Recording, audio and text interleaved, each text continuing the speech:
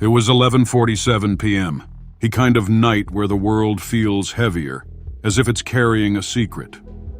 Detective Elise Carter leaned against her battered car, staring at the dimly lit window of a crumbling apartment block. Inside was a mystery that had eluded her for weeks. Elise wasn't here for a routine case. This was personal. The missing person, her own partner, Detective Adrian Voss. It started 3 weeks ago. A cryptic voicemail left on her phone. Elise, if you're hearing this, I'm onto something big. I can't explain, but it's tied to the Barkley case. Don't trust anyone, especially not... The line went dead. The Barkley case?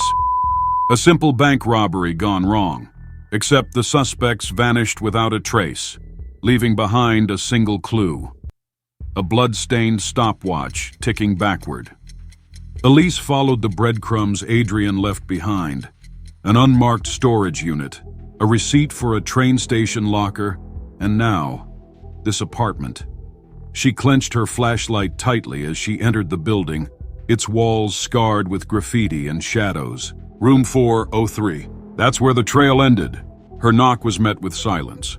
She tried the handle, unlocked. The air inside was stale, reeking of mildew and something faintly metallic. On the table, a single item, a stopwatch, the same blood-stained stopwatch from the Barkley case, except this one wasn't ticking backward, it was counting down. 5 minutes. Elise's pulse quickened as she scanned the room. No sign of Adrian. But something on the walls caught her eye. A map. Red strings connected locations across the city. At the center of it all, a name circled in bold, Barkley Industries. Was this a setup? Suddenly, a faint shuffle behind her. Elise spun around, her flashlight catching the edge of a figure darting into the hallway. She gave chase, down the corridor, around the corner, her heart pounding like a war drum.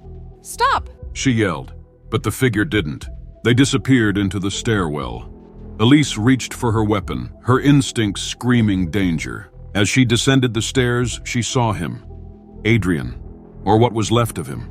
He stood motionless, his face pale, eyes wide with terror. In his hand, a crumpled note. The note read, You're too late. The game has already begun. Behind her, the stopwatch beeped faster. Elise turned just in time to see the shadow of a man stepping out from the darkness. The last thing she heard was a cold, unfamiliar voice whispering, "Welcome to the Vanishing Hour." Elise Carter was never found, but the city remembers her name, etched into whispers of fear and unanswered questions.